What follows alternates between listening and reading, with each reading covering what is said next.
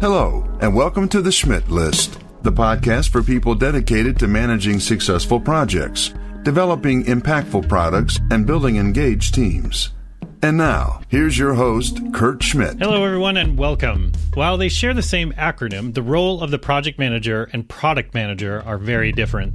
On today's show, I'm talking with Adam DeMarie, a product owner at Reeher, a fundraising management platform designed exclusively for higher education.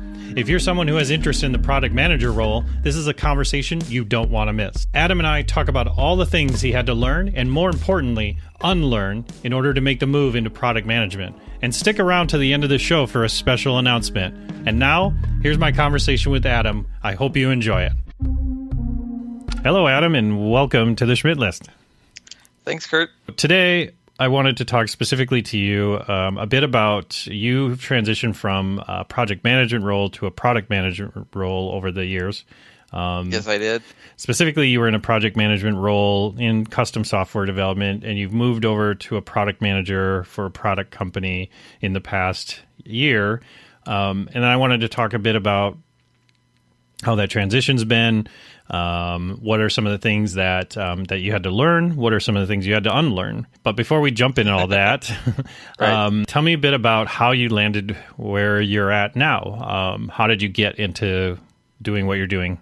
I think I'm one of those project management is in my cold, dead heart or my blood or or whatever sort of people where on family vacations, I'm always the one with the map and the idea of how long it's going to take for us to get to where and keeping an eye on, nope, we're turning right, not turning left. See, that's really funny you say that because I hear, and I talk to a lot of project managers that say, I leave that stuff at work. Like I can't be that way at home. How do you balance being that way as part of your job? I do.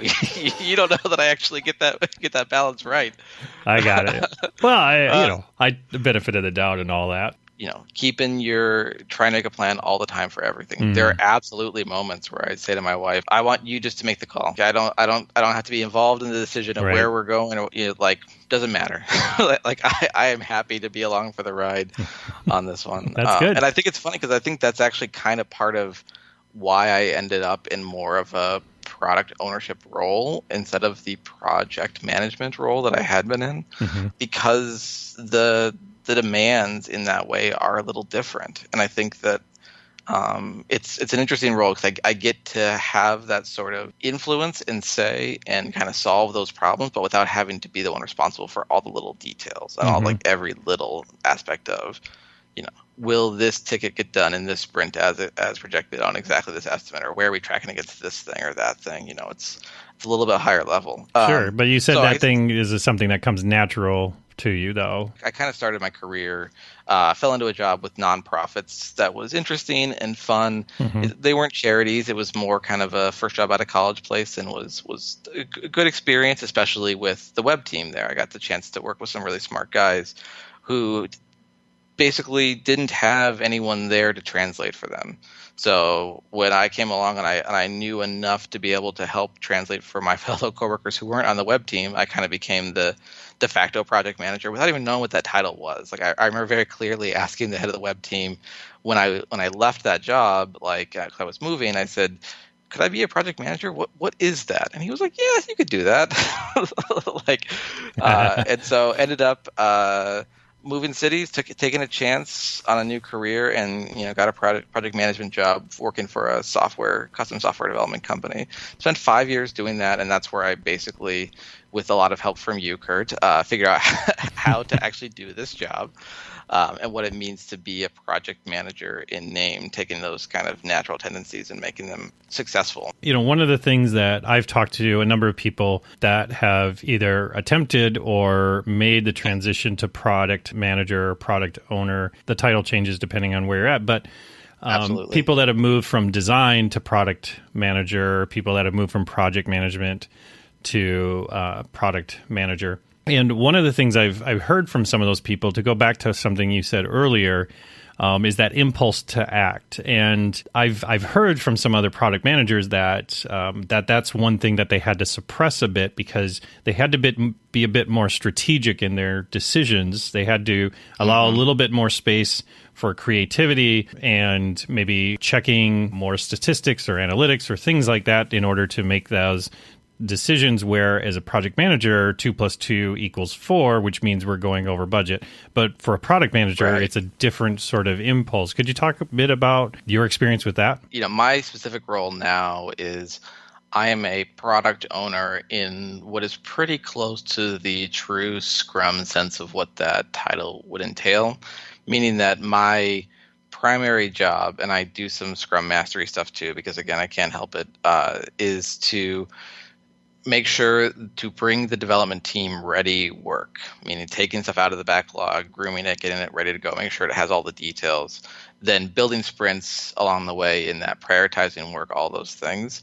In my current role, I have a customer success team whose job it is to talk to current customers, and they get all of the bugs and they get all the complaints and they hear the priority. So for me, it's actually a lot of I've got essentially 4 or 5 internal stakeholders, each of whom have their own priorities, and it's my job to pull all of that work together and figure out the what we're going to do, not the why as much, I guess, if that makes sense. Like I've got a nice role to kind of sidestep some of that responsibility you just mentioned, where I get to act, I get to figure out and solve those problems, and I can hear from customer support, people have this problem, and then see an issue in the backlog that the product strategy team that says, oh, that actually solves that problem. I'm going to move that one up and we'll kill 2 birds with one stone. We'll get a new feature in, and we'll also get rid of the old one that was having a problem anyway. As a project manager, you want to drive for highly predictable outcomes. You want something that is easy to, well, maybe not easy, but easy to say. Like I said, 2 + 2 = 4, and then we're okay. Yeah. But like you said, you have a team of strategists that say things like, we need people to buy more of this thing. Right. Instead of, I need it by this date, by this budget. So tell me a bit about how your background in project management helps guide you through some of those decisions. It's interesting because I think I bring to this role a lot of that experience in the 2 + 2 = 4 side of things. I won't say Gantt jockey, but because it's a lot more than that, but sure. a planful mindset, Yes. right? Like, one of the first things I did when I got to this company that I started working with recently was, okay, our velocity sprint over sprint is all over the place. The amount of work we're getting done is not consistent. And let's just do 5 small things and get it so every time it is the same number. And we're 3 sprints in a row now, exactly like on the dot. And that's not, that's to the team's credit, not to mine, obviously. But that was the focus that I said I wanted to bring to the table, because for me, that brings the predictability where then I can go to our leadership team and I can say, all right, so I've got all these different priorities.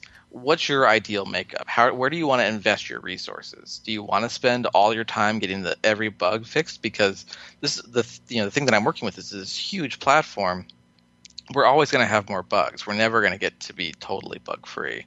So I could just fill up an entire sprint just fixing problems. Sure. Smaller and smaller ones. We could do that. Or conversely, we could only chase new revenue, right? We could say, here's a new module we can add on that's going to generate, and we're going to go after that whole different customer base that we're missing now, or we're going to get those people back who left us because they found something from a competitor. And then in the meantime, leave our current customers behind because the product deteriorates and they're not getting what they want, and they feel like they've sold a bill of goods. Yeah. So it's kind of this mix where my role, I see it as I start from if I have predictability in our output, then I can evenly say, like, all right, we have 100 hours that I know we hit every time. So 30 hours goes to bugs, and 40 hours goes to new revenue, and 10 hours goes to this thing, or whatever it is, and be able to deliver on those goals in that way. The other thing that I feel like I've heard some of the differences that you have to focus on in that transition from project to product. Did you find that transition to be different from having to kind of be that person that champions an idea versus a Gantt chart, for lack of a better analogy? As a project manager, safety net you always have is I'm doing what someone else asked. Like it's my plan. I'm a leader. I'm leading the team. There's all sorts of responsibility and stuff. But ultimately, it is, what is your goal? Here's how I will help you get to that goal. Right? Like, you tell me what you want to accomplish, and we will build a plan together for how to get there. Mm-hmm.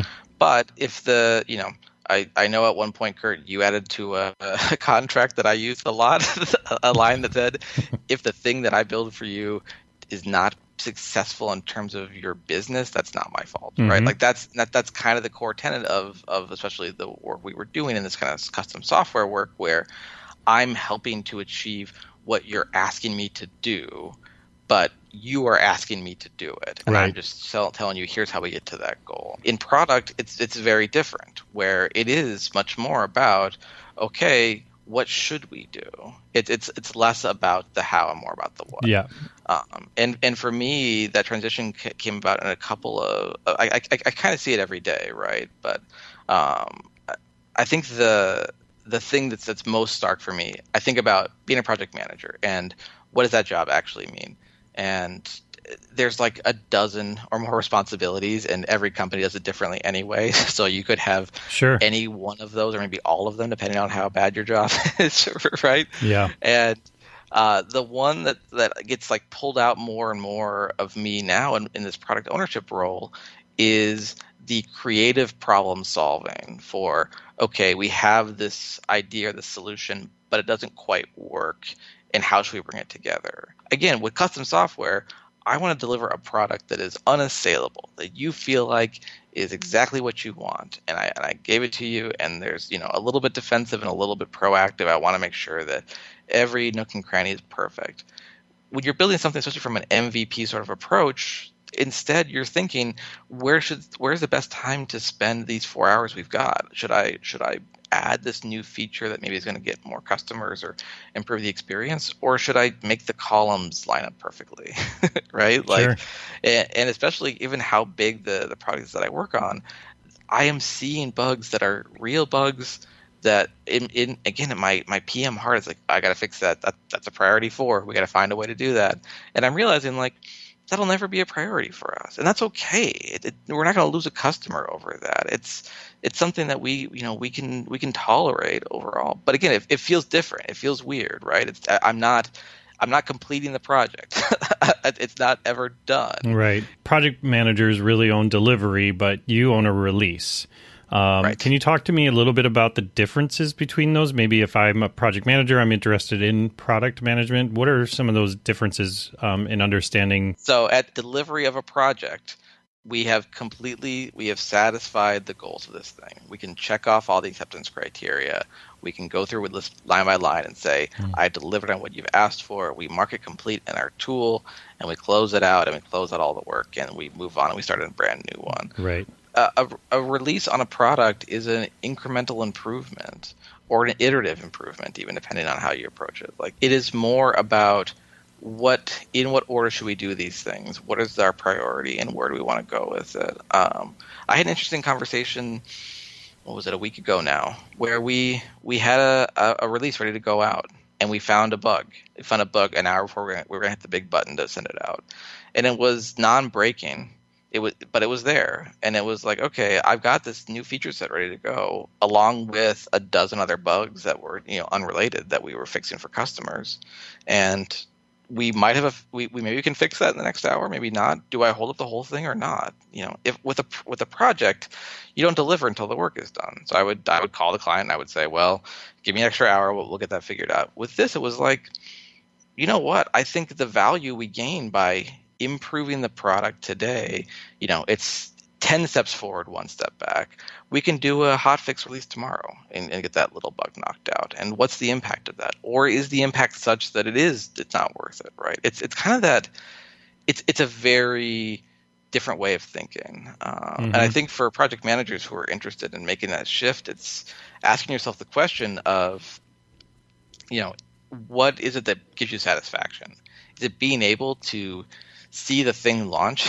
is a new website deployment or whatever it is that you're working on, like going from nothing to something seeing that that's there, and then, okay, let's do that again. Let's build something from scratch again. Is that what's exciting? Or is it for me, what's more exciting is those incremental problem solving.